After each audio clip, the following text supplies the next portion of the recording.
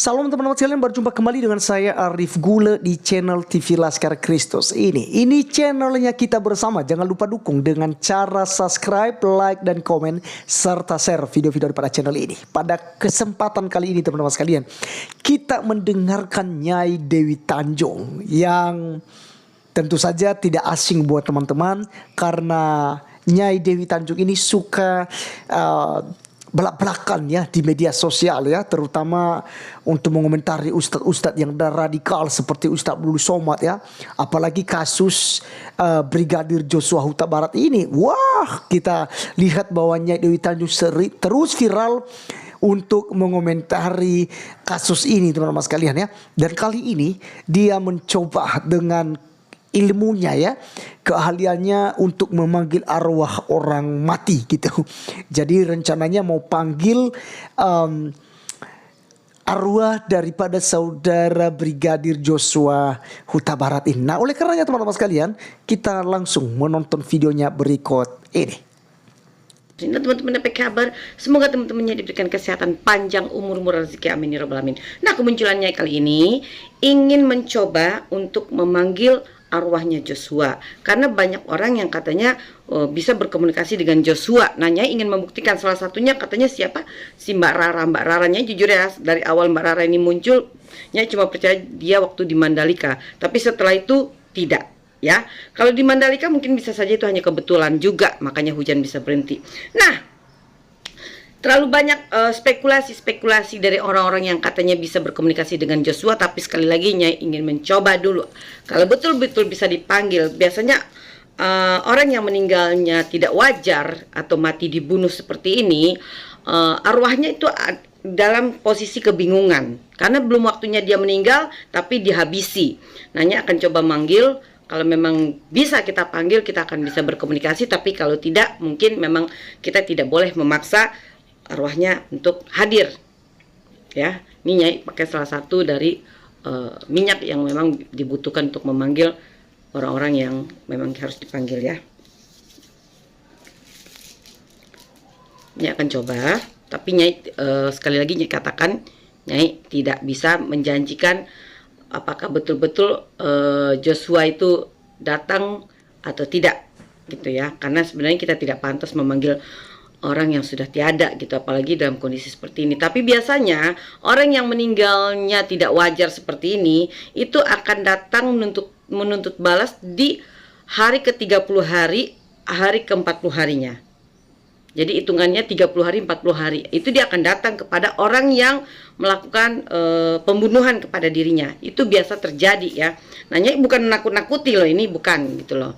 Nyai akan coba berkomunikasi. Semoga Joshua mau dipanggil. Insya Allah, mudah-mudahan ya. Nyai tidak bisa berjanji gitu, cuma Nyai berusaha.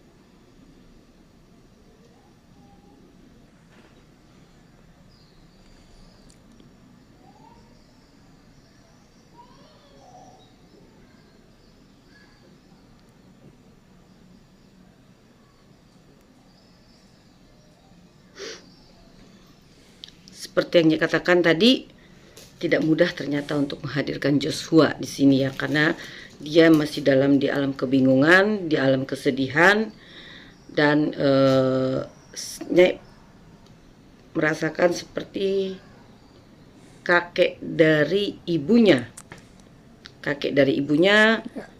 sedang bersama dia. Itu ada kakek-kakek, tapi kayaknya dari pihak ibunya tidak bisa merasakan lebih dalam karena terlalu jauh gitu ya. Terlalu jauh gitu loh, karena hanya bisa meraba sebatas itu saja gitu loh, nggak bisa lebih jauh lagi gitu ya, karena dipaksa untuk hadir pun itu tidak baik gitu loh, karena arwah yang memang dalam kebingungan seperti ini, harusnya kita berikan ketenangan batin ya, daripada kita untuk panggil, untuk kita tanya-tanya gitu ya. Tapi Nyai berharap gitu loh, kalau memang di hari ke-30 itu nanti misalnya Joshua akan menampakkan penampakannya gitu loh ya. Kalau kita mungkin beranggap itu mungkin jin atau itu khodamnya, tapi bisa jadi karena dia meninggalnya itu kan mati dibunuh, dianiaya. Mungkin bisa jadi dia akan datang kepada pembunuhnya, kepada orang-orang yang membunuhnya. Itu biasa terjadi untuk menuntut balas gitu loh. Itu bukan itu ya, bukan karangan atau bukan hayalan, bukan nakut-nakutin gitu ya. Biasanya roh-roh yang arwah-arwah yang semestinya dia meninggal sudah waktunya tapi dihabisi sebelum waktunya, itu akan datang menuntut balas karena dia akan bertanya, kenapa saya dihabisi, kenapa saya dibunuh gitu loh. Nah, kita lihat aja 30 hari, 40 hari dan berapa waktu ke depan itu pasti dari beberapa orang yang ikut terlibat dalam kasus penganiayaan sampai menghabisi nyawa Joshua ini akan mengalami depresi berat, akan ketakutan, dan dia akan mungkin akan berbicara. Mudah-mudahan akan berbicara ya. Karena biasanya orang dengan rasa takut yang besar, yang memang dia bukan pemain dan dia bukan orang jahat, tapi dipaksa jahat untuk melakukan kejahatan, maka hati nuraninya akan muncul.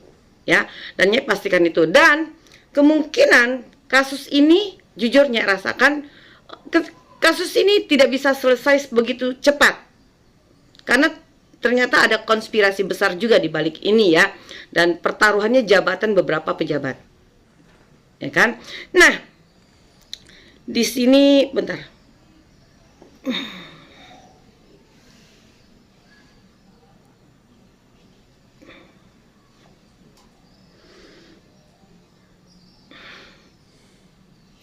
Mohon maaf ya teman-teman, ternyata ada yang berusaha mendekati Nyai karena barusan Nyai sedang membuka dimensi lain, jadi agak bersentuhan dengan badan Nyai.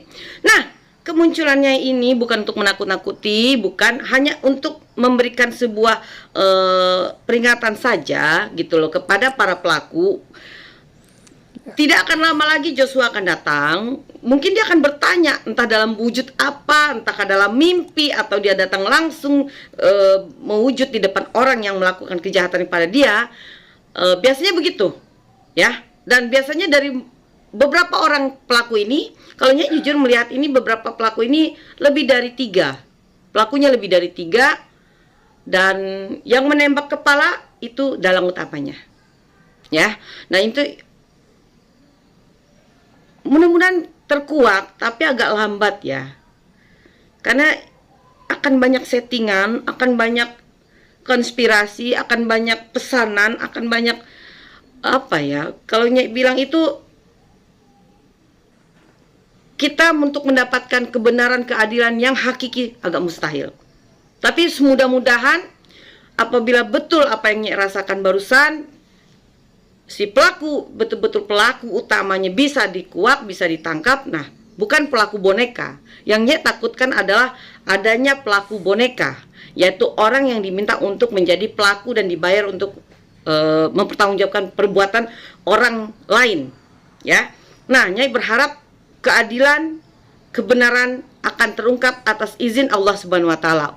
Bagaimanapun settingannya manusia, tapi kalau Allah mengatakan kun fayakun, maka terkuaklah segala kebusukan, kebejatan orang-orang yang menghabisi Joshua.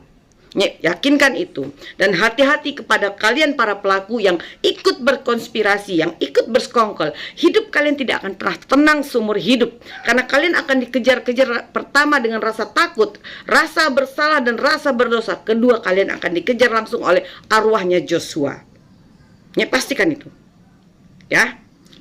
Nah teman-teman, mudah-mudahan kedepannya kasus ini bisa memberikan keadilan, karena ini telah meresahkan seluruh masyarakat Indonesia, dan Bapak Presiden bisa memutuskan satu keputusan yang menggembirakan di saat hari kemerdekaan nanti 17 Agustus. Assalamualaikum warahmatullahi wabarakatuh. Ya teman-teman sekalian, itulah komentar dan juga sebuah